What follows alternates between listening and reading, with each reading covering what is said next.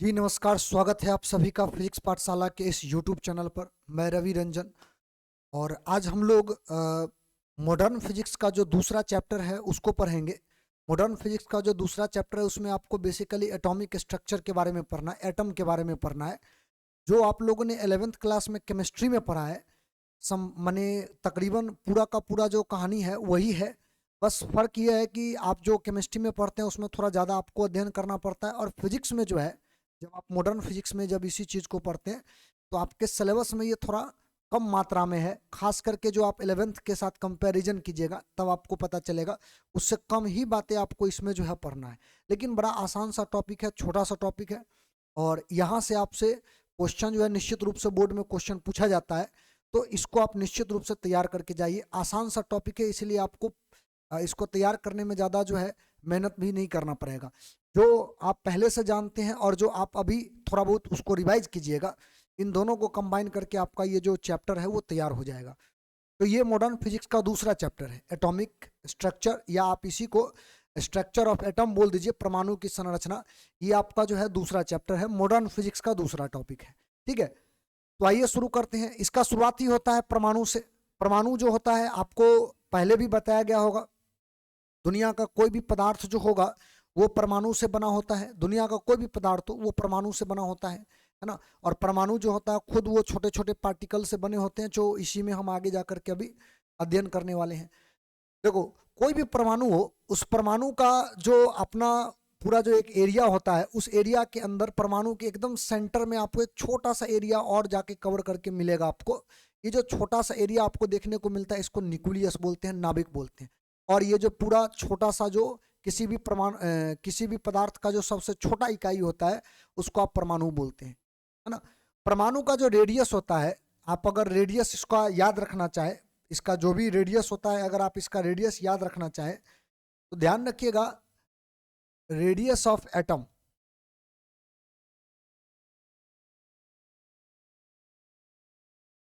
Radius of atom, radius, त्रिज्या, त्रिज्या। तो परमाणु का जो त्रिज्या होता है, एटम का जो त्रिज्या होता है एटम का, ये होता है आपका 10⁻⁻10 मीटर, यानी एक एंगस्ट्रम इसको बोलते हैं। एक एंगस्ट्रम 10⁻⁻10 मीटर के आसपास इसका जो है वो रेडियस होता है। और रेडियस जो न्यूक्लियस का होगा, नाभिक का, क्योंकि नाभिक भी एक स्फीयर है, गोलाकार टाइप का आपको दिख रहा है, इसका जो होता है वो 10⁻⁻15 मीटर होता है। ये लगभग में आपका जो है दिया गया डाटा है जो आपको याद रखना है। वैसे एक बात याद रखिएगा, न्यूक्लियस का जो रेडियस होता है उसके बारे में आप न्यूक्लियर फिजिक्स में जब पढ़िएगा तो उसका एक आपको फार्मूला दिया जाएगा। एक फार्मूला के तहत हम लोग सीखेंगे कि न्यूक्लियस का जो रेडियस है वो निकाला कैसे जाता है। लेकिन उसका जो ऑर्डर होता है, माने जिस ऑर्डर में उसको लिखा जाता है, वो 10⁻⁻15 मीटर के ऑर्डर में ही लिखा जाता है। इसीलिए आप मान सकते हैं कि न्यूक्लियस का रेडियस जो होता है 10⁻⁻15 मीटर होता है। ठीक है, तो आपको सबसे पहले याद ये रखना है कि पदार्थ का जो सबसे छोटा इकाई है वो परमाणु है। अभी तक जो हम बात कर रहे हैं उसमें फिर परमाणु का भी और टुकड़ा हो जाएगा अब। तो परमाणु जो होता है वो सबसे छोटा इकाई होता है। उस परमाणु के अंदर में एक छोटा सा सेंटर होता है, केंद्र होता है, और इसी केंद्र पर पॉजिटिव चार्ज जमा होता है। इसको बेसिकली नाम देते हैं न्यूक्लियस, नाभिक। और इसका आपको रेडियस ऑब्जेक्टिव के लिए याद रखना है कि एटम का जो रेडियस होता है 10⁻⁻10 मीटर होता है, और न्यूक्लियस का जो त्रिज्या होता है वो 10⁻⁻15 मीटर होता है। ठीक है, तो ये दो बात तो आपको विशेष तौर पर याद रखना है। उसके बाद परमाणु जो है, इसके बारे में बहुत सारे लोगों का जो है अलग अलग अपना मत आपको देखने को आगे जाकर के मिलेगा, वैसे आप पढ़े भी होंगे। लेकिन सबसे पहले एक वैज्ञानिक थे जिनका नाम था जॉन डाल्टन। जॉन डाल्टन जो थे उन्होंने सर्वप्रथम परमाणु के बारे में बहुत सारा बातें बताया था, उसके बारे में विस्तार से चर्चा किया था। इसीलिए कहा यह जाता है कि परमाणु का खोजकर्ता कौन है, तो उसमें आपका जॉन डाल्टन साहब का नाम आ जाता है। ठीक है, तो जॉन डाल्टन ने परमाणु के बारे में सबसे पहले बताया, और उन्होंने जो अपना मॉडल दिया परमाणु का, जो भी उन्होंने सिद्धांत दिया, मॉडल दिया, उसके बारे में पहले हम लोग थोड़ा सा जानकारी प्राप्त कर लेते हैं, उसके बाद आगे की बात करेंगे। देखिए, तो इसी को बोला जाता है डाल्टन्स एटॉमिक थ्योरी, डाल्टन का परमाणु सिद्धांत। डाल्टन साहब ने जो परमाणु के बारे में बात बताया उसी को डाल्टन्स एटॉमिक थ्योरी कहा जाता है। और बड़ा सिंपल सिंपल पॉइंट है जो आप याद रख सकते हैं। ठीक है, तो डाल्टन का कहना यह था कि all matters are made of atoms. यही बात तो हम अभी थोड़ा देर पहले आपको बता रहे थे। दुनिया के सभी पदार्थ जो होते हैं वो परमाणु से बने होते हैं। पदार्थ जो होता है उसका छोटा इकाई जो होता है वो कौन होता है? परमाणु होता है। इसका मतलब पूरा का पूरा पदार्थ जो है वो किससे बना है? परमाणु से बना है। दूसरा पॉइंट इनका कहना यह है कि all atoms of any elements are identical in mass and properties. इनका मानना यह है कि दुनिया का कोई भी पदार्थ हो, उस पदार्थ का जो प्रत्येक परमाणु होगा ना, सभी परमाणु की बात कर रहे हैं, किसी भी पदार्थ के प्रत्येक परमाणु का जो द्रव्यमान होगा और उसका जो गुण होगा वो एक जैसा होगा। मान लीजिए लोहा है, तो लोहा के जितने भी परमाणु होंगे, लोहा तो एक पदार्थ हो गया, उस लोहा पदार्थ के जितने भी परमाणु होंगे उन सभी परमाणुओं का जो गुण होगा वो एक जैसा होगा, उसका द्रव्यमान जो होगा वो एक जैसा होगा, उसका जो एटॉमिक नंबर होगा, परमाणु संख्या जो होगा वो एक जैसा होगा। यही बात कहना है डाल्टन साहब का। ठीक है, लेकिन कुछ बातें डाल्टन का जो है वो बाद में जाकर के वैज्ञानिकों ने साबित किया कि उनका जो मानना था, जो उन्होंने माना था, वो पूर्ण रूप से सही नहीं था। उसमें कुछ चीजें उनको जो है माने जानकारी उस जमाने में नहीं था, इसलिए उन्होंने उसको कंसीडर नहीं किया, उसको उस समय वैल्यू नहीं दिया था। जैसे कि दूसरा जो आपको हम सिद्धांत बता रहे हैं, इसमें इनका मानना है कि all atoms of any elements are identical. किसी तत्व के सभी परमाणुओं का द्रव्यमान और गुण एक समान होता है, लेकिन ऐसा हर समय नहीं होता है। जब आप न्यूक्लियर फिजिक्स पढ़िएगा तो वहां पर आपको बताया जाएगा, या आप पहले पढ़े होंगे आइसोटॉप, आइसोबार। आइसोटॉप्स जो होता है वो एक ही परमाणु के, एक ही परमाणु माने एक ही पदार्थ के जो परमाणु हो सकते हैं, जैसे हाइड्रोजन हो गया, ड्यूटेरियम हो गया, ट्राइटियम हो गया, एक ही नेचर का है, उसका एटॉमिक नंबर सबका सेम है, लेकिन उसका अगर प्रकृति देखिएगा, उसका जो प्रॉपर्टी अगर आप देखिएगा तो उसका प्रॉपर्टी अलग होता है, उसका मास अलग होता है। जबकि इनका कहना क्या है, मास वगैरह सब आइडेंटिकल होता है। ठीक है, तो कहने का मतलब ये होता है कि ये बात उन्होंने उस जमाने में बोला जिस जमाने में ज्यादा जानकारी परमाणुओं के बारे में नहीं था। इनका ये जो पॉइंट है आप अभी याद रखिएगा, बाद में जाकर के आप देखिएगा ये वाला पॉइंट खत्म हो जाएगा। इसलिए खत्म हो जाएगा क्योंकि समस्थानिक, जिसको बोलते हैं कि स्थान समान हो परंतु भार जो है उसका अलग अलग हो, इसका जब खोज हुआ तो ये वाला जो इनका दिया गया जो सिद्धांत था, ये माने बहुत हद तक जो है अप्लाई तो हो ही रहा है, लेकिन कुछ पॉइंट पर जो है ये लागू नहीं होता है। ठीक है, वो आगे जाकर के हम देखेंगे। इनका तीसरा पॉइंट क्या है, atoms of different elements are different in nature. भिन्न भिन्न तत्वों के जो परमाणु होते हैं वो भिन्न भिन्न होते हैं। जैसे मान लीजिए एक लोहा है, एक एल्युमिनियम है, लोहा का एटम और एल्युमिनियम का एटम, दोनों का जो गुण होगा वो एक जैसा नहीं होगा बल्कि अलग अलग होगा। बहुत सारा चीज में सिमिलरिटीज होंगे, लेकिन एक बात याद रखिएगा, दोनों मटेरियल अलग है, तो दोनों का जो प्रॉपर्टी होगा वो क्या होगा, डिफरेंट होगा। उसके बाद चौथा पॉइंट इनका कहना है कि atoms participate in chemical reaction. परमाणु जो होता है वो रासायनिक अभिक्रिया में भाग लेता है। ये बात तो सही है कि अगर रासायनिक अभिक्रिया होता है तो मूल रूप से उसमें परमाणु जो होते हैं वही भाग लेते हैं, और खास करके परमाणु के जो इलेक्ट्रॉन्स होते हैं वो रिएक्शन करवाने में सहयोग करते हैं, है ना।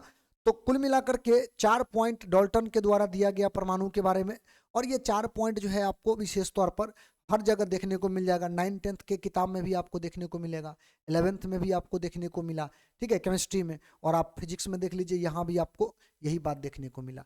तो सबसे पहले तो इतना पॉइंट का जो है आपके स्क्रीनशॉट ले लो, और इसको जो है नोट्स अगर आप बनाते हो तो उसको उसी तरीका से बनाते चलो सब एक साथ। ठीक है, तो ये वाला पॉइंट का आप स्क्रीनशॉट सबसे पहले लो। चलिए आगे बढ़ते हैं। अब इसके बाद एक वैज्ञानिक आए जिनका नाम था रदरफोर्ड।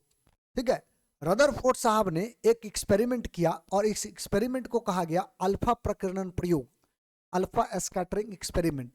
इस एक्सपेरिमेंट के माध्यम से रदरफोर्ड साहब ने परमाणु का सर्वप्रथम एक सटीक मॉडल देने का प्रयास किया। हालांकि इससे पहले एक और वैज्ञानिक ट्राई कर चुके थे, जे टॉमसन, आप लोग सुने होंगे, जे थॉमसन उनको कई बार नाम बोला जाता है, तो जे टॉमसन या थॉमसन बोलो आप, उन्होंने एक बार मॉडल देने का प्रयास किया था। ये रदरफोर्ड से पहले, रदरफोर्ड साहब ने जो मॉडल दिया, इस मॉडल देने से पहले जो है एक बार ट्राई किया जा चुका है। उसमें जे टॉमसन साहब ने कहा यह था कि कोई भी परमाणु जो होता है ना, कोई भी एटम जो होता है, एक तरह से कहा जाता है पॉजिटिव चार्ज का गोला होता है, माने धन आवेश का एक गोला होगा, पॉजिटिव चार्ज का एक स्फीयर होगा, और इस स्फीयर में इलेक्ट्रॉन धंसे होते हैं, यानी निगेटिव चार्ज होते हैं वो धंसे होते हैं। हालांकि ये जो मॉडल है ये ज़्यादा काम नहीं कर पाया, इसीलिए नहीं कर पाया क्योंकि आप अगर गौर करेंगे तो इसमें प्लस चार्ज और माइनस चार्ज का अरेंजमेंट नहीं है। अरेंजमेंट नहीं होने की वजह से ये सब मिल करके आपस में समाप्त हो सकते हैं क्या, हो जाएंगे। तो उस हिसाब से आपका ये जो है ना मॉडल वो उतना ज़्यादा कारगर नहीं हो पाएगा, जबकि ऐसा होता नहीं है। माने प्रोटॉन अलग होते हैं, इलेक्ट्रॉन अलग होते हैं। ये बात जो है माने इस तरह से लोग अगर सोच करके भी देखें कि अगर दोनों एक साथ रहेगा तो कंबाइन होकर के अपना अस्तित्व ही समाप्त कर लेगा। तो इनका जो मॉडल दिया गया, थॉमसन का जो मॉडल दिया गया, उस मॉडल को मान्यता ज़्यादा नहीं, माने उसको पढ़ा तो जाता है लेकिन उतना ज़्यादा उसका वैल्यू नहीं है, क्योंकि उनका जो मॉडल था वो अधूरा बात बताता। ठीक है, तो एक साइंटिस्ट आए जिनका नाम था रदरफोर्ड, और इनके साथ इनके दो असिस्टेंट थे जिनका नाम था, एक का नाम था गाइगर और एक का नाम था मार्क्सडन।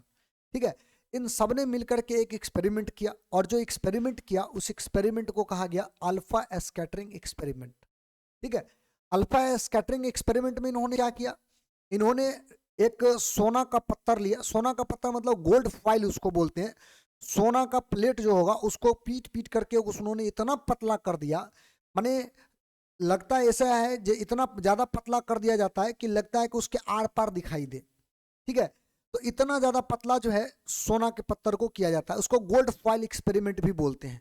तो गोल्ड फॉइल क्यों चुना गया, क्योंकि उसको पीट करके बहुत ज्यादा पतला किया जा सकता है और एक परमाणु के ऊपर में उसको लाया जा सकता है, एक परमाणु यानी वन एटम के ऊपर में उसको लाया जा सकता है। तो परमाणु पर इधर से अल्फा किरण से बमबारी किया गया और फिर परमाणु को अध्ययन करने का प्रयास किया गया। ये जो लाइन आप देख रहे हो ये बेसिकली अल्फा रे है। अल्फा रे जो है, अल्फा रे इसके ऊपर में डाला गया, परमाणु के ऊपर में डाला गया। तो अल्फा रे जब इसके ऊपर में डाला गया तो पता चला कि अधिकतम जो अल्फा किरण था वो परमाणु से आर पार हो गया। माने कुल मिलाकर के जितने भी आप रे डाल रहे हो, ये जो रे होता है ना ये आर पार हो जाता है। कुछ रे जो होगा वो कुछ एंगल पर इस तरह से डिफ्लेक्ट हो गया, इस तरह से डिफ्लेक्ट हो गया कुछ रे, और कुछ रे ऐसा था जो ऐसे गया जिस रास्ता पर, उसी रास्ता पर वापस चलाया, जिस रास्ता पर गया था उसी रास्ता पर वापस चलाया। करीब करीब इस रे का संख्या जो उसी रास्ता पर जो वापस आया, इस रे का संख्या बहुत कम था। कहा जाता है 8000 में से करीब करीब एक अल्फा किरण जो होता है अपने ही मार्ग पर वापस लौट जाता है, और बहुत सारा अल्फा किरण ऐसा भी है कि 90 डिग्री के एंगल पर जो है वो इधर भाग जाता है, डिफ्लेक्ट हो जाता है। लेकिन अधिकतम जो अल्फा किरण था वो परमाणु के आर पार हो जाता है। ये एक्सपेरिमेंट में देखा गया, अल्फा जो पार्टिकल का जो एक्सपेरिमेंट किया गया, अल्फा प्रकीर्णन प्रयोग। प्रकीर्णन का मतलब ये होता है फैलना। ठीक है, माने कहीं सरफेस से टकरा करके लाइट जब फैलता है तो उसको प्रकीर्णन बोलते हैं, स्कैटरिंग बोलते हैं। यहाँ पर परमाणु से हम क्या किए कि अल्फा किरण यहाँ से डाले, तो अधिकतम जो अल्फा, अच्छा अल्फा किरण जो होता है आप आगे जाकर के पढ़िएगा, अल्फा के ऊपर में जो होता है पॉजिटिव चार्ज होता है, ये बात आप याद रखिएगा। अल्फा जो होता है उसके ऊपर में कौन सा चार्ज होगा, पॉजिटिव चार्ज होगा। तो अल्फा विकिरण जब इसके ऊपर डाला गया तो मैक्सिमम अल्फा किरण कुछ डेविएशन के साथ, कुछ बिना डेविएशन के साथ, कुछ बहुत ज्यादा डेविएशन के साथ इस एटम को आर पार कर गया। तो एटम को जो आर पार किया, इसी के पॉइंट ऑफ व्यू से, माने इसी को मद्देनजर रखते हुए, देखते हुए, इसी का पूरा एनालिसिस करते हुए रदरफोर्ड साहब ने परमाणु का मॉडल तैयार किया। लेकिन अल्फा पार्टिकल जो इससे निकाला गया, इससे क्या क्या आपको खबर मिलता है पहले आप ये जान लो। देखो सबसे पहली बात तो ये है कि अगर अल्फा किरण आर पार हो जा रहा है, इसको पार कर जा रहा है, इसका मतलब ये होता है कि परमाणु का अधिकतम भाग खाली है। खाली है तब तो जाने दे रहा है, अगर खाली नहीं रहता तो क्या करता, रोक देता। अधिकतम भाग परमाणु का क्या है, खाली है। दूसरा पॉइंट, ये तो एक हो गया कि अल्फा विकिरण जो है इससे बाहर निकल गया तो अधिकतम भाग जो होगा किसी भी परमाणु का वो खाली होगा, इससे ये जानकारी मिलता है। अच्छा अगली पॉइंट, कुछ अल्फा किरण आप देखिएगा तो डेविएशन के साथ भाग रहा है, डेविएशन के साथ भाग रहा है। तो डेविएशन के साथ भाग रहा है इसका मतलब ये होता है कि चूंकि अल्फा किरण के ऊपर में पॉजिटिव चार्ज है और पॉजिटिव चार्ज गया है और पॉजिटिव चार्ज डेविएट हो गया, इसका मतलब यहां पर भी कोई ना कोई पॉजिटिव चार्ज ही होगा, यहां पर भी कोई ना कोई पॉजिटिव चार्ज ही होगा। और वही पॉजिटिव चार्ज की वजह से यहां से जो है ये अल्फा विकिरण जो है वो बाहर की ओर भाग रहा है। कोई पॉजिटिव चार्ज ही उसको भगा सकता है, दूसरा तो भगा नहीं सकता है। तो कुल मिलाकर के बात यह है कि आप किसी भी परमाणु के बारे में इस बात का पता कर सकते हैं कि परमाणु का जो न्यूक्लियस होता है वो पॉजिटिव चार्ज से भरा हुआ है, माने न्यूक्लियस के अंदर में टोटल प्रोटॉन जो होगा वो स्थिर होगा, तभी जाकर कि अल्फा विकिरण जो है इस तरह से भागेगा। ठीक है, तो दूसरा जो आप देख रहे हो उसका जो मतलब निकलता है वो मतलब यही निकलता है। तीसरा पॉइंट इनका ये है कि अगर अल्फा विकिरण को जब ठीक सामने ले जाते हैं न्यूक्लियस के सामने, तो टकरा करके इसी रास्ता पर वापस चलाता है। इसका मतलब ये होता है कि अल्फा विकिरण गया है, एक बड़े मास से टकराया है, एक बहुत भारी चीज होगा जिससे टकराया वापस आ गया। इससे पता यहाँ पर हम लोगों को ये चलता है कि किसी भी परमाणु का जो न्यूक्लियस होता है उस न्यूक्लियस में टोटल द्रव्यमान केंद्रित होता है। इसी पॉइंट को बाहर निकाल करके रदरफोर्ड ने एक मॉडल दिया जिसको रदरफोर्ड का एटॉमिक मॉडल कहा जाता है। तो पहले तो आप इसका स्क्रीनशॉट लो, ये आप जो है डायग्राम पहले आप इसका स्क्रीनशॉट लो। इसी से जुड़ा हुआ जो बात है हम यहाँ पर आपको बता दिए हैं। ऑब्जर्वेशन, ऑब्जर्वेशन का मतलब ये होता है कि आपने पूरे एक्सपेरिमेंट में क्या देखा, और कंक्लूजन, कंक्लूजन का मतलब ये होता है कि जो आपने देखा उससे क्या निष्कर्ष निकलता है। तो यहाँ पर तो केवल इंग्लिश मीडियम में लिखा हुआ है, लेकिन हम इसको बोल करके लिखवा दे रहे हैं, आपका इसका जो है हिंदी भी हो जाएगा।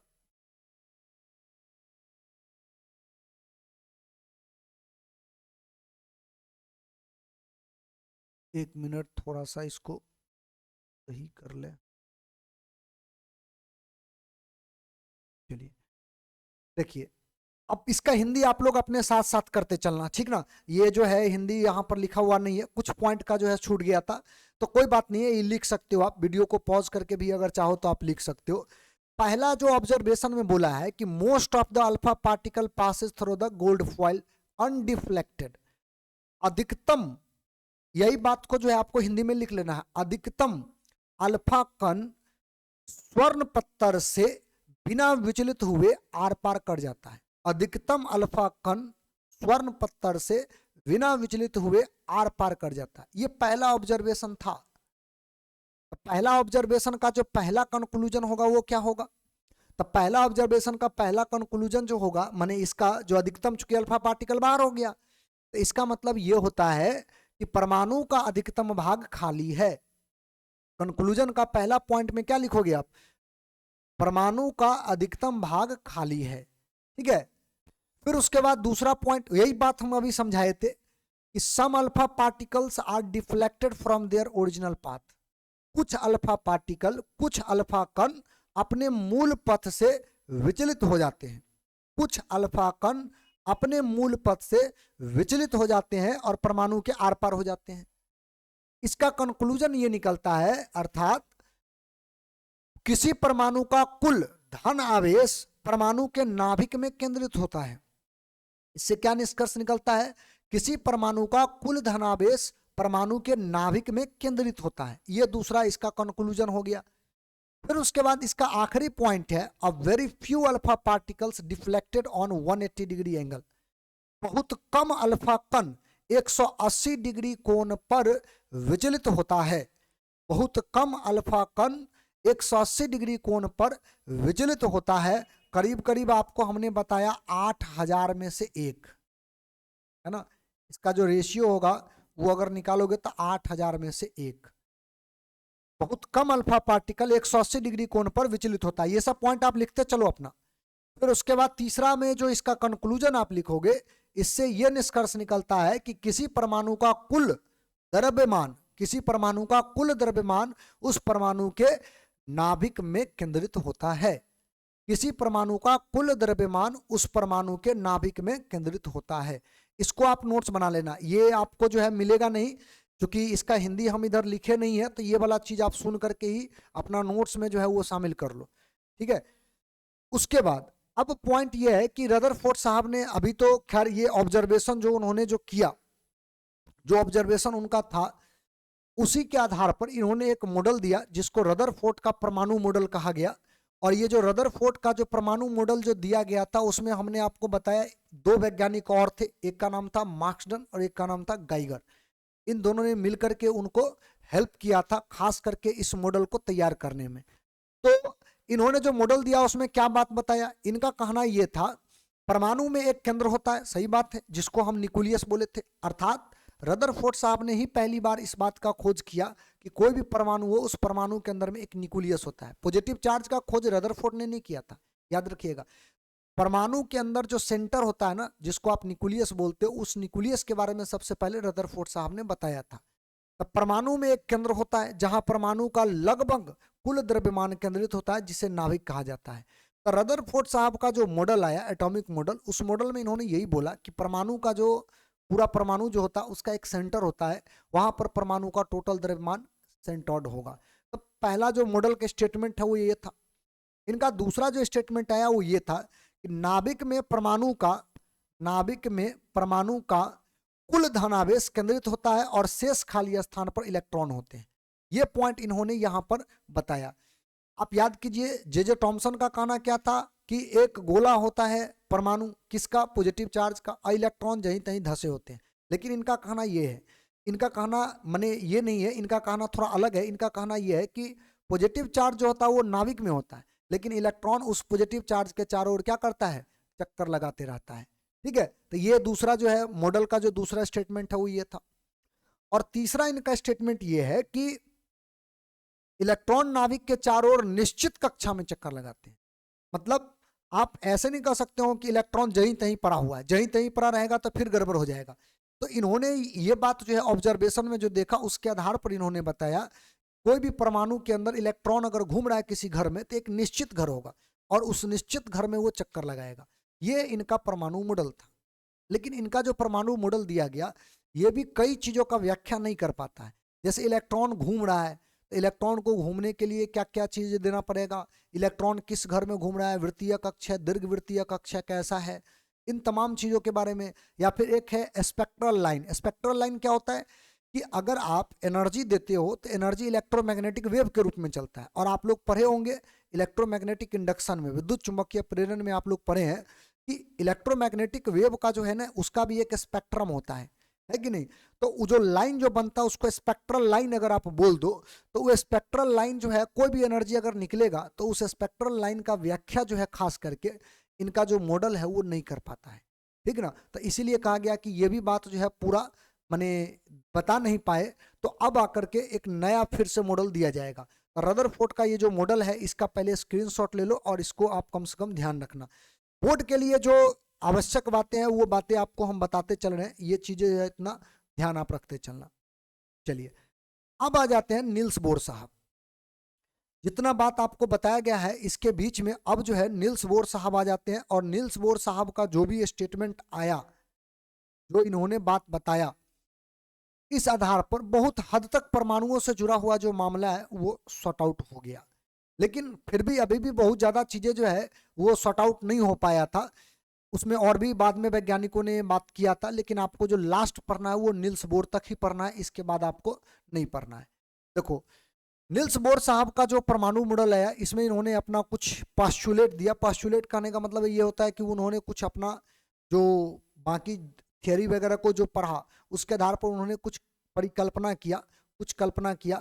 उसके आधार पर उन्होंने जो बात बताया वो उसमें से 4 पॉइंट बहुत ही इंपॉर्टेंट है और यही 4 पॉइंट आपको याद रखने हैं बढ़िया से। पहला पॉइंट इनका कहना यह है कि इलेक्ट्रॉन नाभिक के चारों ओर निश्चित कक्षा में चक्कर लगाते हैं। ये बात तो पहले भी क्या बोलते हैं रदरफोर्ड साहब ने भी बताया था। रदरफोर्ड साहब ने भी यही बात बताया था कि इलेक्ट्रॉन जो होते हैं किसी फिक्स घर में क्या करेंगे, चारों ओर चक्कर लगाएंगे। सही है। किसी परमाणु के जो नाभिक होते हैं, नाभिक बोले तो पॉजिटिव चार्ज जहां पे होता है उसके चारों ओर इलेक्ट्रॉन क्या करता है, चक्कर लगाता है। ये पहला पॉइंट इनका कहना है। लेकिन याद रखिएगा हर इलेक्ट्रॉन को परमिशन दिया जाता है कि आप इसी घर में घूमिएगा। माने परमिशन दिया जाता है, डेट मीन्स एनर्जी दिया जाता है, इतना एनर्जी दिया जाता है कि उसी घर में घूमेगा, दूसरा और जगह पे नहीं जाएगा। ठीक है। अच्छा, उसके बाद दूसरा पॉइंट में इनका कहना यह है कि इस कक्षा में इलेक्ट्रॉन ऊर्जा ना उत्पन्न करता है और ना ही ऊर्जा हानि करता है। मान ली देखिए सबसे पहली बात यह है कि ये बात तो खास करके अगर देखिएगा तो रदरफोर्ड साहब ने भी कहा था कि इलेक्ट्रॉन जो होता है वो एटम के कोई न्यूक्लियस होगा, न्यूक्लियस के चारों ओर इस तरह से चक्कर लगाएगा। लेकिन चक्कर लगाते लगाते एनर्जी अगर कम हो गया तो ये सेंटर में आकर के क्या होगा, गिर जाएगा। और सेंटर में जब गिर जाएगा तो ये पॉजिटिव निगेटिव चार्ज दोनों न्यूट्रल होकर के अपना अस्तित्व को क्या करेगा, समाप्त कर लेगा। लेकिन इनका कहना है कि रदरफोर्ड साहब ने जिस बात का जानकारी नहीं दिया, उसका मतलब यहाँ पर ये निकलता है कि इलेक्ट्रॉन जब किसी घर में घूम रहा है ना, तो इसका एनर्जी ना ही कम होगा ना ज़्यादा होगा, ना इसका एनर्जी में लॉस होगा ना इसका एनर्जी बढ़ेगा। जो एनर्जी है जो घर में घूम रहा है, उस घर में एनर्जी का जो मात्रा होगा वो एनर्जी का मात्रा क्या होगा, फिक्स होगा। वो एनर्जी का मात्रा कम या ज़्यादा नहीं होगा। इससे एक फायदा ये हुआ ना कि रदरफोर्ड साहब ने इस बात का जानकारी नहीं दिया कि इलेक्ट्रॉन स्टेबल कैसे है, लेकिन इसका जानकारी इन्होंने दे दिया, क्योंकि इनका कहना है इलेक्ट्रॉन का एनर्जी जब न बढ़ेगा घटेगा तो सेंटर में गिरने का सवाल ही नहीं है। जो एनर्जी है उसी एनर्जी के साथ ये क्या करेगा, चारों ओर चक्कर लगाते रहेगा। ठीक है, अगला पॉइंट इनका कहना है कि इलेक्ट्रॉन ऊर्जा उत्सर्जन या अवशोषण के साथ एक ऊर्जा स्तर से दूसरे ऊर्जा स्तर में प्रवेश कर सकता है या जा सकता है। मतलब इनका कहने का अर्थ ये हुआ कि अगर मान लो कोई परमाणु में कई घर हैं, एक घर से दूसरा घर में इलेक्ट्रॉन जा सकता है। अगर आप इस घर से इस घर में ले जाए या इस घर से इस घर में लाना चाहे तो इसमें इलेक्ट्रॉन जो है जा सकता है।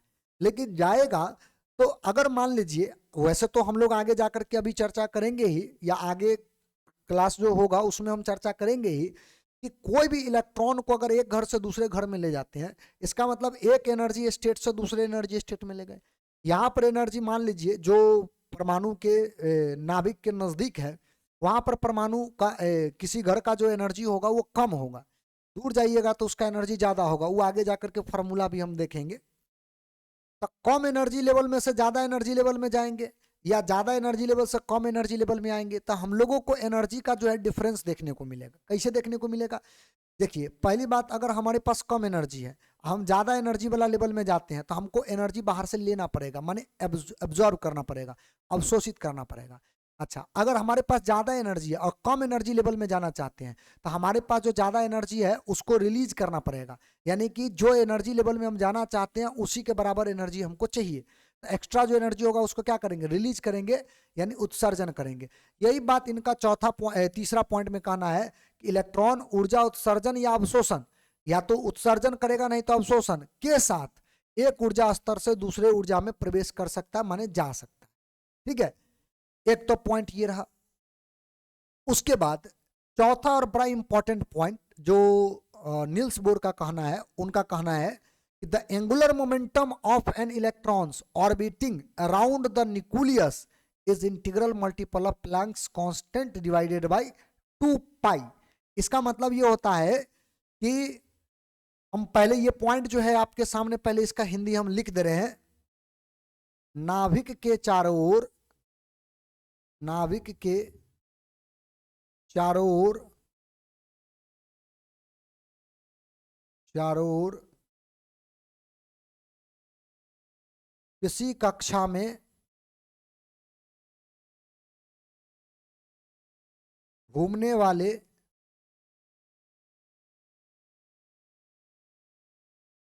इलेक्ट्रॉन का कोणीय संवेग, कोणीय संवेग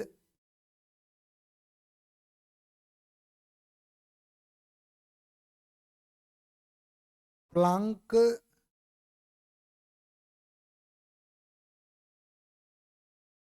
नियतांक,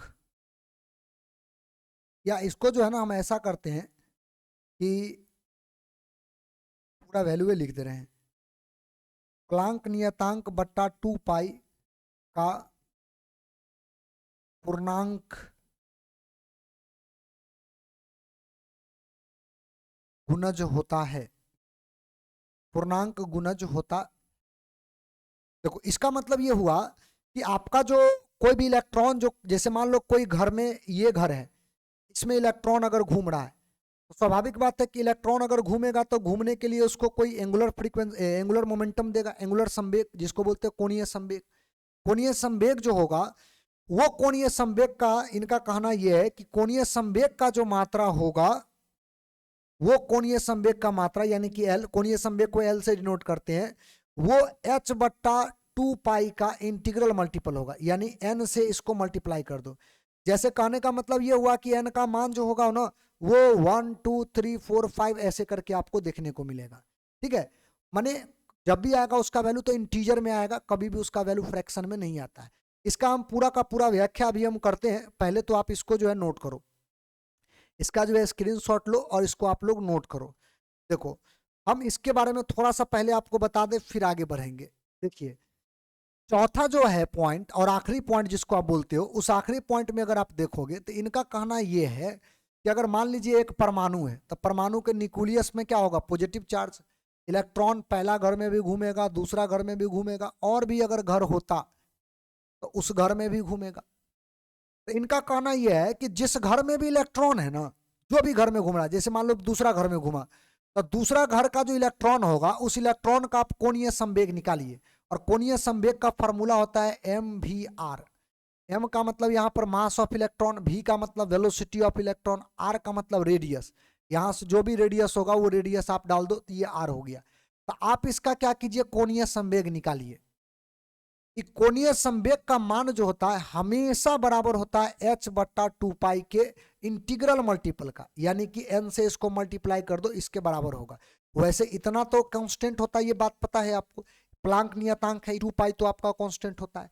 n से केवल मल्टीप्लाई कर दो, वो l के बराबर होता है, माने एंगुलर मोमेंटम के बराबर होता है। तो यहाँ पर n क्या है, n का मतलब होता है नंबर ऑफ ऑर्बिट, माने जैसे दूसरा घर का इलेक्ट्रॉन आप लिए हो तो यहाँ पर 2 रख दो, तीसरा घर का इलेक्ट्रॉन लेते तो 3 रख लेते, पहला घर का इलेक्ट्रॉन लेते 1 रख लेते। तो आपको इतना ज्यादा कैलकुलेशन करने का ज्यादा आवश्यकता नहीं था, डायरेक्ट ये फार्मूला लगाइए और इस फार्मूला के द्वारा आप किसी भी इलेक्ट्रॉन का, जो भी इलेक्ट्रॉन इसमें घूम रहा है उस इलेक्ट्रॉन का, या किसी भी घर में जो घूम रहा है इलेक्ट्रॉन, उस घर के इलेक्ट्रॉन का आप एंगुलर मोमेंटम ज्ञात कर सकते हैं। ये फंडा है तुम्हारा जो लास्ट पॉइंट था उस पॉइंट का, मतलब यही होता है। ठीक है, तो ये कहना था प्लैंक क्या बोलते हैं उसको, निल्स बोर साहब का। तो ये 4 पॉइंट जो दिया गया, ये 4 पॉइंट आपको विशेष तौर पर ध्यान में रखना है। चलिए अब आते हैं कि निल्स बोर साहब ने कुछ मैथमेटिकल चीजें बताया, जिसमें इन्होंने तरीका बताया कि अगर आप कोई भी परमाणु का चाहे तो उसका रेडियस निकाल सकते हैं, जिस घर में इलेक्ट्रॉन घूम रहा है उस घर में क्या एनर्जी का फंडा होगा वो आप निकाल सकते हैं, और ये सब चीज आपसे पूछा जाएगा, ध्यान रखिएगा, ये सब बात जो है आपसे पूछा जाएगा। तो पहले तो अभी जो बातें हमने किया था वो बहुत बेसिक बात था, बहुत सिंपल पॉइंट था। अब देखिए इनका कहना यह है कि अगर मान लीजिए हमारे पास एक एटम है, कोई एक परमाणु है, ठीक है, और इस परमाणु में हम मान के चलते, हालांकि इन्होंने निल्स बोर साहब ने जितना भी व्याख्या किया था सब हाइड्रोजन एटम को लेकर के किया था। केमिस्ट्री में अगर आप पढ़ेंगे तो एक जनरल फार्मूला आप निकालते हैं जिसमें एटॉमिक नंबर भी आपका जो है इंक्लूड रहता है, उसको भी बात किया जाता है। और हम यहाँ पर क्या करेंगे, केवल हाइड्रोजन एटम के परिप्रेक्ष्य में बात करेंगे, उसी के ऊपर बात करेंगे, ठीक ना। तो इसीलिए एटॉमिक नंबर जो हमारा आएगा वो कितना आएगा, 1 आएगा। तो उसको आप लिखोगे चाहे नहीं लिखोगे उससे ज्यादा कोई फर्क नहीं पड़ने वाला है। मान लीजिए हमारे पास ये एक परमाणु है, लेट अस सपोज ये परमाणु है, इसका जो न्यूक्लियस है इसमें इसका जो पॉजिटिव चार्ज होगा वो यहाँ पर पड़ा होगा। इलेक्ट्रॉन स्वाभाविक बात है कि इस घर में जो है, इधर बाहर के घर में जो होगा ये चारों ओर चक्कर लगाएगा। तो हमसे यहाँ से पूछा जाएगा इसका रेडियस, बताइए जिस घर में ये घूम रहा है उस घर का रेडियस क्या होगा। एक बात याद रखिएगा, हाइड्रोजन परमाणु में हम कहते हैं ना कि उसमें एक ही घर है, एक ही घर नहीं होता, घर तो बहुत होगा, खाली बस ये होगा कि इलेक्ट्रॉन जो होगा वो पहला घर में ही रहेगा क्योंकि एक ही इलेक्ट्रॉन उसके पास होता है। और भी घर होगा, अगर आप चाहे तो इस इलेक्ट्रॉन को किसी और घर में ले जाइए और आगे ले जाइए, है ना, आप उसको अलग अलग घर में रख सकते हैं। लेकिन उसका जो रेडियस जो होगा वो रेडियस आपको निकालने के लिए जब बोलेगा तो उस समय आपके पास एक फार्मूला होना चाहिए जो रेडियस निकाल के दे। तो हम वही चीज निकालने जा रहे हैं। तो सबसे पहली बात तो यह है कि हाइड्रोजन परमाणु के लिए हम लोग बोर सिद्धांत का पूरा व्याख्या करेंगे, माने जो है उसका अप्लाई करेंगे, अप्लीकेशन करके हम रेडियस निकालना चाहते हैं। किसी भी परमाणु के घर का जो है हम त्रिज्या निकालना चाहते हैं, ठीक है। इलेक्ट्रॉन जो घूम रहा है उसका हमको रेडियस, ये वाला रेडियस चाहिए। मान लीजिए इसका वेलोसिटी जो है VE है, मास ऑफ इलेक्ट्रॉन ME है, ठीक है, ये मास ऑफ इलेक्ट्रॉन है, रेडियस जो है वो R है, हमको ये रेडियस निकालना है। तो आप लोग एक सर्कुलर मोशन का कॉन्सेप्ट जो है 11th में पढ़ते हैं कि दुनिया का कोई भी वस्तु हो अगर वो सर्कुलर मोशन कर रहा है तो उसको एक सेंट्रीपिटल फोर्स कम से कम जो है आवश्यक होता है।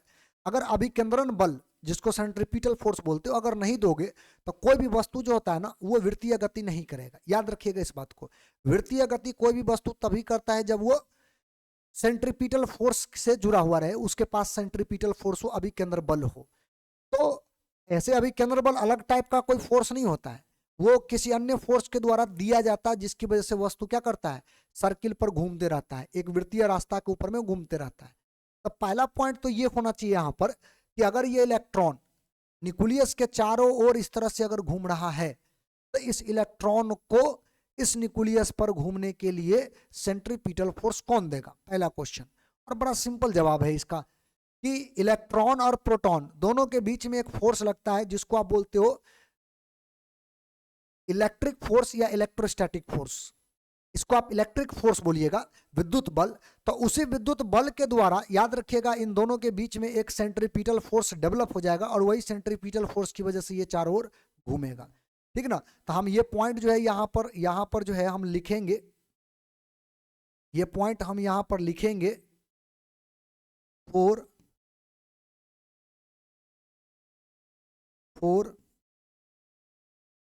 सर्कुलर मोशन ऑफ इलेक्ट्रॉन्स, ठीक है। इलेक्ट्रॉन के वृत्तीय गति के लिए, इलेक्ट्रॉन का जो वृत्तीय गति होता है उसके लिए आपको एक सेंट्रीपिटल फोर्स चाहिए। सेंट्रीपिटल फोर्स यहां पर हम लिख देते हैं कि सेंट्रीपिटल फोर्स एकदम हर हाल में चाहिए। इसको अभिकेंद्र बल बोलते हैं, अभिकेंद्र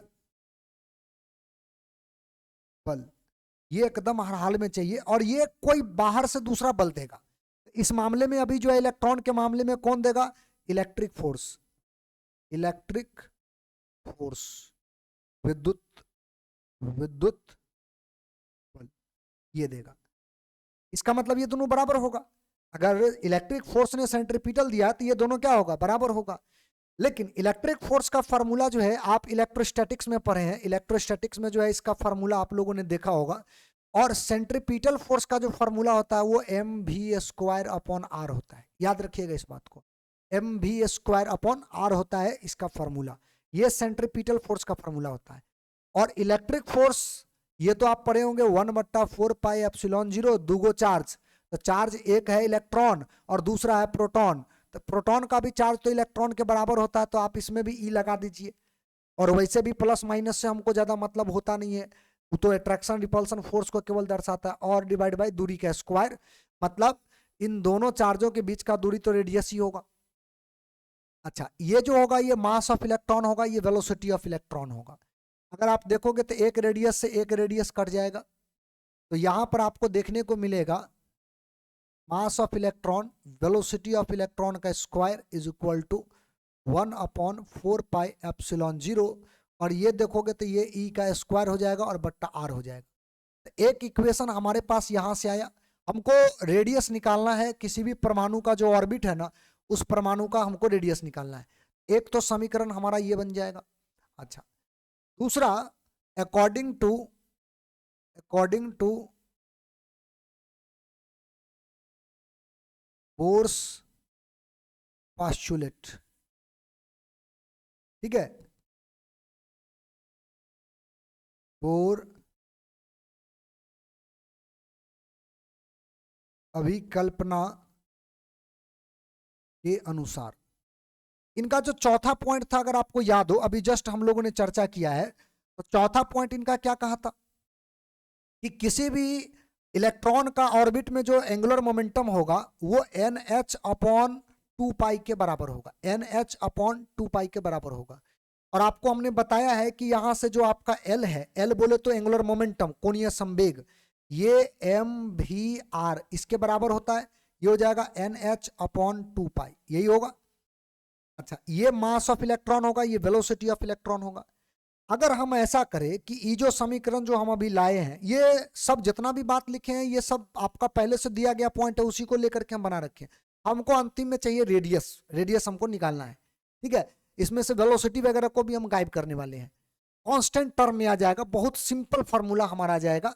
एक बात बताओ, ये जो समीकरण है, इस समीकरण में दोनों ओर तो हम लोग स्क्वायर कर ही सकते हैं, कोई भारी बात नहीं है। एक साथ हम स्क्रीनशॉट दिलवा देंगे, इसीलिए पहले आप समझते चलो। हम ऐसा लिखते हैं, squaring both side, squaring both side, है ना, दोनों ओर, दोनों ओर वर्ग करने पर, दोनों ओर अगर वर्ग करोगे तो क्या होगा, देखो, दोनों ओर वर्ग करने पर, ठीक है। तो दोनों ओर वर्ग करेंगे तो mass of electron, velocity of electron और इंटू आर, इसका स्क्वायर करोगे तो ये सब का स्क्वायर होगा। और उधर था एन एच बट्टा 2 पाई, तो इधर अगर स्क्वायर करोगे तो एन का स्क्वायर, एच का स्क्वायर डिवाइड बाई 2 के जगह पे क्या बन जाएगा, 4 बन जाएगा, क्योंकि 2 का स्क्वायर जो होता है वो 4 हो जाता है, और पाई के जगह पे पाई स्क्वायर हो जाएगा। सही है, इसको हम लोग मान लेते हैं इक्वेशन नंबर 2। और क्या करते हैं, इक्वेशन 1 और 2 को डिवाइड करते हैं, फ्रॉम इक्वेशन 1 डिवाइडेशन 2, इक्वेशन 1 और 2 को क्या करेंगे, डिवाइड कर देंगे। तो ये इक्वेशन 1 और 2 क्या है, आप देख लो। इक्वेशन 1 अगर देखोगे आपका, तो यहां से आया मास of electron into velocity of electron का स्क्वायर बराबर 1/4 पाई एप्सिलॉन 0 ई का स्क्वायर बटा आर। एक इक्वेशन तो ये है, और दूसरा इक्वेशन जो अभी हम लोगों ने लाया है, देखो दूसरा इक्वेशन ये हम लोगों ने लाया है, दोनों को डिवाइड करना है। तो पहला इक्वेशन का जो एक साइड का वैल्यू है एम ई वी ई का स्क्वायर, ये था, और इसका अगर देखोगे तो इधर आपका है एम ई का स्क्वायर, वी ई का स्क्वायर और साथ में आर स्क्वायर। फिर दूसरा साइड का अगर देखोगे तो उधर वाला था 1/4 पाई एप्सिलॉन 0 ई का स्क्वायर अपॉन आर, ये था। और इसमें देखोगे तो ये आपका है एन का स्क्वायर, एच का स्क्वायर अपॉन 4 पाई का स्क्वायर, ठीक है, ऐसा होगा। तो पहली बात तो ये है कि भी के स्क्वायर से भी का स्क्वायर कट जाएगा, एक मास ऑफ इलेक्ट्रॉन एक मास ऑफ इलेक्ट्रॉन को काट देगा, तो ऊपर में कुछ नहीं बचा, नीचे में बचेगा मास ऑफ इलेक्ट्रॉन, ये बचेगा आपका आर का स्क्वायर, ठीक है, ये बचेगा। थोड़ा नीचे करके और लिखते हैं हम, एक तो आपका यहां से ऊपर से कुछ नहीं बचेगा, दोनों तो कट गया, मास ऑफ इलेक्ट्रॉन एक बचेगा, इधर वेलोसिटी तो आपका कट ही गया ना, वेलोसिटी तो रहेगा नहीं ना, वेलोसिटी तो आपका रहेगा नहीं, तो यहां पर बचेगा केवल आर का स्क्वायर। अच्छा, इधर देखो तो चौथा बट्टा है, ये ऊपर जाएगा, चौथा बट्टा जो है ये ऊपर जाएगा, तो ई आपका जो है 1/4 पाई एप्सिलॉन 0 ई का स्क्वायर अपॉन आर, ई जैसे वैसा ही रहने दे, ये पलट जाएगा, इधर हो जाएगा 4 पाई स्क्वायर अपॉन, यहां से आपका रहेगा एन स्क्वायर एच का स्क्वायर, तो 4 पाई 4 एगो पाई रह जाएगा, ठीक है। अच्छा, रेडियस में भी देखोगे तो एगो रेडियस रह जाएगा। अब थोड़ा सा इसको सिंप्लीफाई करते हैं और हमको निकालना है रेडियस, रेडियस एगो आर बचा, इसको उधर फेंको, बाकी सबको इधर फेंको, बड़ा सिंपल कॉन्सेप्ट है, कोई भारी भरकम कॉन्सेप्ट नहीं है, आप समझ सकते हो। इसको नीचे वाला जितना भी है सबको ऊपर ले चलो, इधर जो है एगो पाई बचा, इधर एप्सिलॉन 0 पर है, तो हमारे पास यहाँ से रेडियस बराबर जो आएगा, चाहे चलो एक स्टेप और आगे बढ़ लेते हैं, 1 mass of electron into R बचेगा इधर, क्योंकि एक रेडियस कट चुका है। इधर जो आपका बचेगा, इधर देख लो ढंग से, आपका जो बचेगा वो ई का स्क्वायर इंटू पाई बचेगा, सही है, क्योंकि एगो पाई आपका जो है वो बच गया था। और नीचे में जो बचेगा आपका बट्टा में एन स्क्वायर एच स्क्वायर, और एक तो एप्सिलॉन 0 आपका बचेगा ही बचेगा। हमको चाहिए आर, तो आर निकालने के लिए एक काम करते हैं, ई आर को उधर फेंकते हैं, बाकी सबको इधर फेंकते हैं, तो बाकी को अगर इधर फेंकोगे N square H square epsilon 0 ये रहेगा, ये सब नीचे आएगा, तो मास ऑफ इलेक्ट्रॉन, इलेक्ट्रॉन का स्क्वायर पाई, और ये बचेगा आर।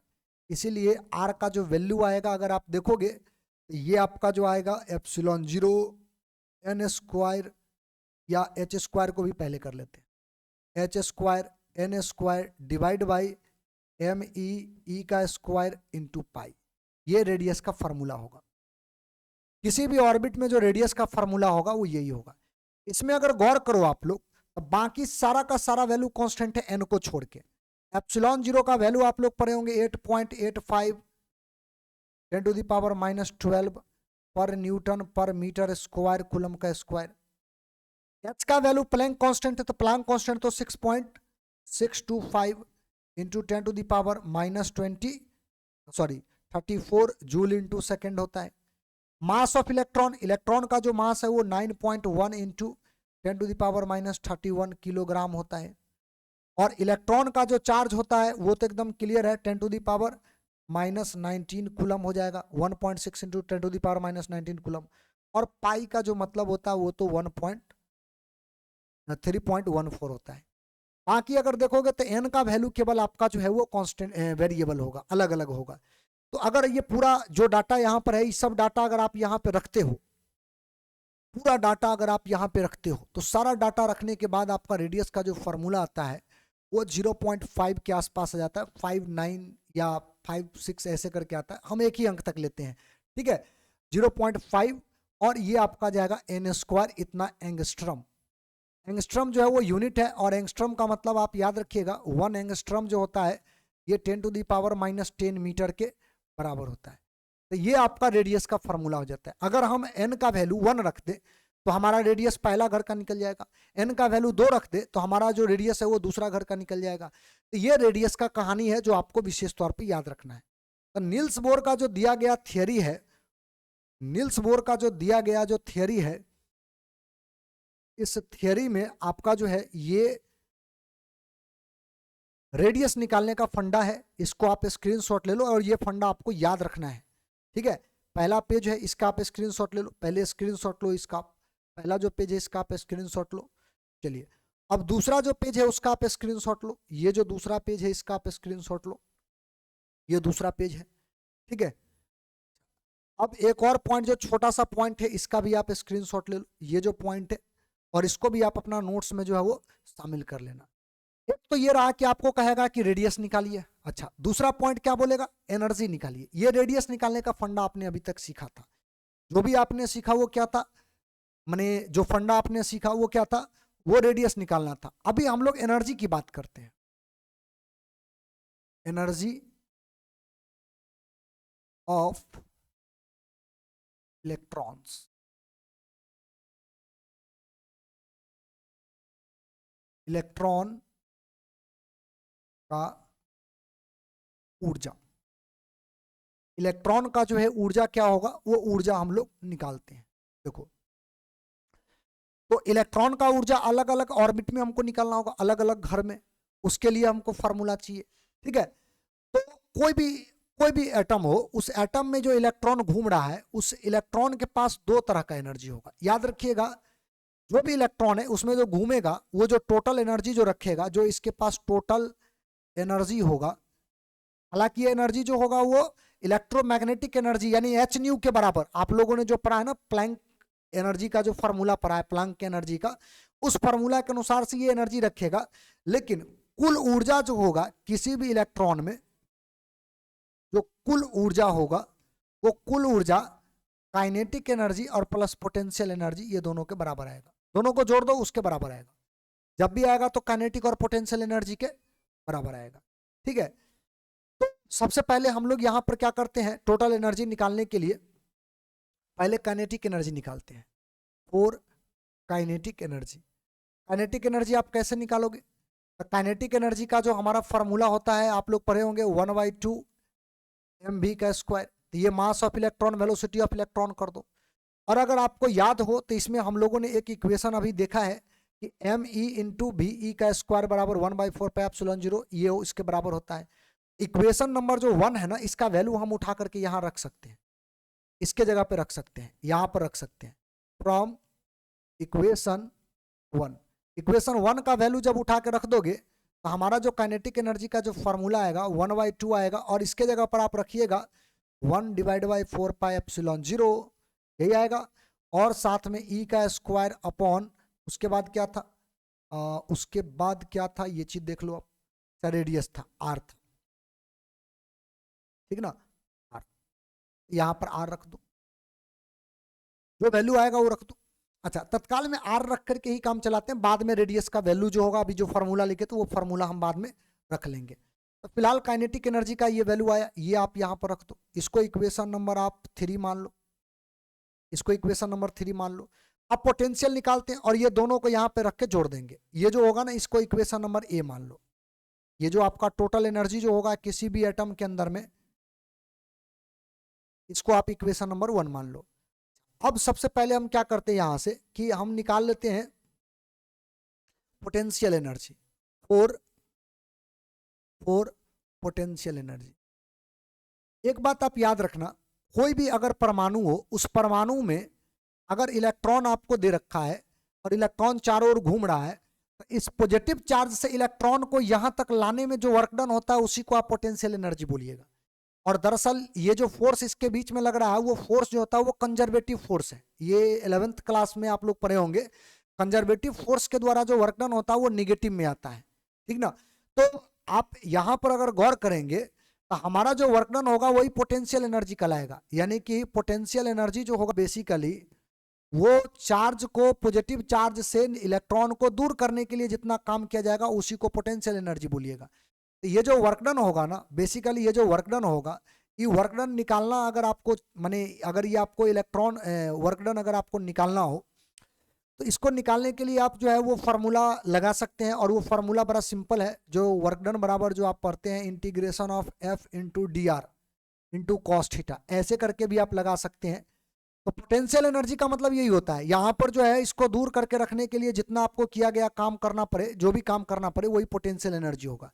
एक बात तो तय है कि आपको कौन सा फोर्स के अगेंस्ट काम करना पड़ेगा, इलेक्ट्रिक फोर्स के अगेंस्ट।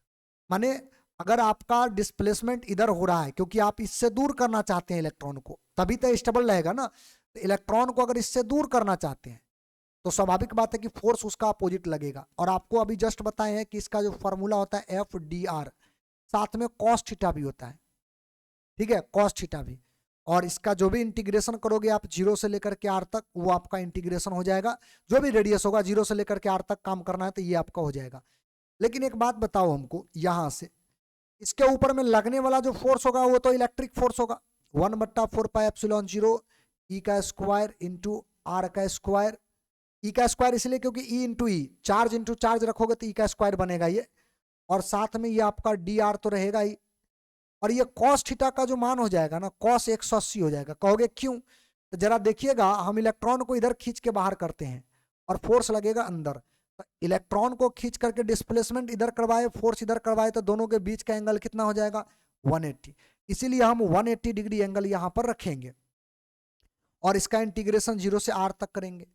तो जरा देखिएगा गौर से, आपका जो ये फंडा जो भी आएगा, यहां से जो वैल्यू आएगा, इसको अगर कैलकुलेट आप करोगे तो यहां से सबसे पहली बात तो यह है कि इंटीग्रेशन जो होता है 0 से लेकर के आर तक रहने दो, 1/4 पाई एप्सिलॉन 0 ये भी रहने दो। कॉस 180 का मान जो होता है वो माइनस में होता है, इसीलिए ये आपका माइनस में आ जाएगा। इसके आगे माइनस लगा दो, ई का स्क्वायर बट्टा आर का स्क्वायर इंटू डी आर। इसमें सबका सब कांस्टेंट है आर को छोड़ करके। तो यहां से पोटेंशियल एनर्जी आप निकालिएगा तो आपका ई का स्क्वायर माइनस में आएगा बट्टा 4 पाई epsilon 0 integration 1/r square into D R. ये रखो 0 से लेकर के आर तक। इसका जब इंटीग्रेशन आप करोगे, तो माइनस ई का स्क्वायर अपॉन, यहां से जो है वो 4 पाई एप्सिलॉन 0 आएगा, ठीक ना। यहां से जो भी आपका जो वैल्यू आएगा वो 4 पाई एप्सिलॉन 0 आएगा। और आपको हमने अभी थोड़ा देर पहले ये बात कहा था कि कंजर्वेटिव फोर्स के द्वारा जो किया गया काम होगा वो क्या होगा? निगेटिव में होगा। तो एक काम कर लेते हैं, यहाँ पर हम निगेटिव पहले से ही लगा लेते हैं, बाद में लगाने की कोई ज़रूरत नहीं है। यहाँ से माइनस आप कर लो, तो जैसे ही इस पर अगर माइनस आप करोगे, अगर इस पर आप माइनस कर लोगे, पहले से ही माइनस कर लोगे, तो स्वाभाविक बात है कि आपका ये क्या हो जाएगा? प्लस हो जाएगा। ये प्लस हो जाएगा और इसका अब इंटीग्रेशन करना है। प्लस क्यों हुआ? हमने आपको कहा था कि कंजर्वेटिव फोर्स के द्वारा जो वर्क डन होगा वो क्या होगा? निगेटिव में होगा। तो आपका यहाँ से निगेटिव और निगेटिव मिलकर क्या कर देगा? उसको पॉजिटिव कर देगा। तो अब इसको अगर सॉल्व करोगे तो r का पावर -2, नीचे में पावर 2 है, ऊपर में जाएगा -2, इसको dr करो और इसका इंटीग्रेशन 0 से r तक। इसको अगर आप सॉल्व कीजिएगा ना, तो आपके पास इसका इंटीग्रेशन क्या आएगा? ये जो टर्म है इसका इंटीग्रेशन अगर करोगे तो r का पावर -2 + 1 डिवाइड बाई -2 + 1 यही आएगा। इसका जो वैल्यू आएगा -2 + 1 आएगा, ठीक ना। और इसका जो इंटीग्रेशन है 0 से लेकर के r तक करना है, ये इंटीग्रेशन का पार्ट है। अच्छा, अब इसको अगर सॉल्व करोगे तो पोटेंशियल एनर्जी बराबर जो हमारे पास आएगा 1/4 पाई एप्सिलॉन 0, या वो जो हम लिख रखे थे ई का स्क्वायर उसको भी इसी में रख लो, 4 पाई एप्सिलॉन 0। और इंटीग्रेशन जो आपने किया है उसमें आपका यहां पर बचेगा आर का पावर -1 डिवाइड बाय -1 और 0 से लेकर के आर तक। इसका वैल्यू आप रखो। तो पहली बात तो माइनस फिर बाहर हो गया, तो माइनस फिर आ गया, दोबारा माइनस आ गया, वापस इतना आएगा। इसको सॉल्व करोगे तो 1/r रहेगा, और 0 से r रखने के बाद भी 1/r ही मिलेगा। यानी पोटेंशियल एनर्जी का फॉर्मूला आएगा -E² divide by 4 pi epsilon 0 और इंटू आर। क्योंकि 0 का वैल्यू अगर रखोगे 1/, तो उसको हमें जो है ना इन्फानाइट करके उसको समाप्त करना पड़ेगा। हालांकि इन्फानाइट जो होता है वो ऐसा कोई टर्म यहाँ पर लिखा जाएगा नहीं, लेकिन हम इसको जो है यहाँ पर थोड़ा देर के लिए साइड कर लेते हैं। एक बात बताओ, आपका जो यहाँ से ये जो फॉर्मूला आया है ये इक्वेशन नंबर 4 हो जाएगा, और फ्रॉम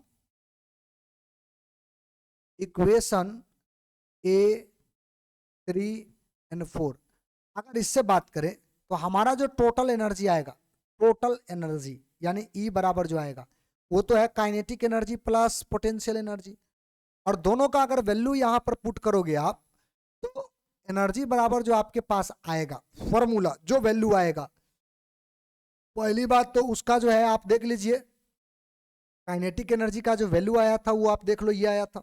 अच्छा, इसको अगर आप चाहें ना तो इसको थोड़ा सा और जो है तब्दील कर सकते हैं।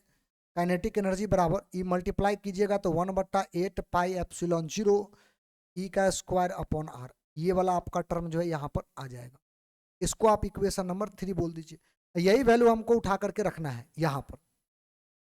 तो यहाँ पर रखिएगा तो 1/8 पाई epsilon 0 8 pi 1 divide by 8 pi epsilon 0 ई का स्क्वायर अपॉन आर, और प्लस पोटेंशियल एनर्जी का फॉर्मूला यहाँ से ये आया है, आप यहाँ से लिख दीजिए 1 डिवाइड बाई 4 पाई एप्सिलॉन 0 ई का स्क्वायर अपॉन आर। आर का वैल्यू बाद में रखेंगे, लेकिन ये माइनस में आया है।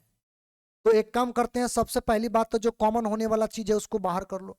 तो ई स्क्वायर अपॉन 4 पाई एप्सिलॉन 0 ये बाहर हो जाएगा, इधर बचेगा 1/2। इसमें से 4 पाई एप्सिलॉन 0 बाहर किया तो यहाँ पर 2 बचेगा, और ये प्लस इंटू माइनस माइनस होगा, और इधर बचेगा 1, क्योंकि इधर आपने सबको बाहर कर लिया है। ठीक है, और साथ में आर भी, आर को भी तो बाहर जब कर लिया तो हमारे पास ये डाटा बचेगा।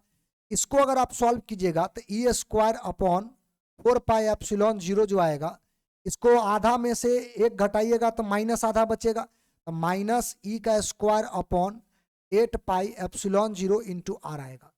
और चूंकि आर का वैल्यू आप लोगों ने पढ़ा है शुरू में, आर का जो मान आया था, हम यहाँ से थोड़ा सा उठा करके देख लेते हैं। आर का जो मान आया है देख लो, आपका ये आया था epsilon 0 h square n square divide by m ई का स्क्वायर इंटू पाई, ये आया था। तो जो आया है ये वैल्यू उठा करके हम यहाँ पर रख देते हैं। आर का जो वैल्यू आया है, आर का जो वैल्यू आया है वो क्या आया था, वो आया था पाई n square h square epsilon 0 divide by mass of electron, mass of electron, mass of electron, electronic charge का स्क्वायर, इलेक्ट्रॉनिक चार्ज का स्क्वायर इनटू पाई, ये वैल्यू आया था। ये उठा करके यहाँ पे रख दो। तो जैसे ये वैल्यू उठा करके रखिएगा ना, तो 4 पाई 8 पाई एप्सिलॉन 0, और ये वैल्यू आप उठा के रखो। एप्सिलॉन 0 आएगा, एन का स्क्वायर आएगा, एच का स्क्वायर आएगा, डिवाइड बाई ये आएगा मास ऑफ इलेक्ट्रॉन, ई का स्क्वायर आएगा इंटू पाई आएगा, ये वैल्यू आएगा। इसको आपको रखना है। तो कोई कटने वाला तो है नहीं, ये जितना भी टर्म देख रहे हो ये नीचे वाला जो है ऊपर चला जाएगा, ये वाला टर्म ऊपर जाएगा, बाकी सब नीचे जैसे है वैसा ही रह जाएगा। इसको थोड़ा सा अरेंज कर लेते हैं हम लोग, और देखते हैं कि हमारा एनर्जी का जो फॉर्मूला आएगा वो क्या आएगा। तो माइनस, देखिए सबसे पहली बात तो ये है कि ये नीचे वाला टर्म जैसे ही आप ऊपर ले जाइएगा ना, तो आपको ऊपर में देखने को मिलेगा मास ऑफ इलेक्ट्रॉन, इलेक्ट्रॉन का चार्ज का पावर 4, और साथ में आपका यहाँ पर हो जाएगा पाई, ये तो पाई रहेगा। उसके बाद जो आपका जो नीचे जो टर्म देखने को मिलेगा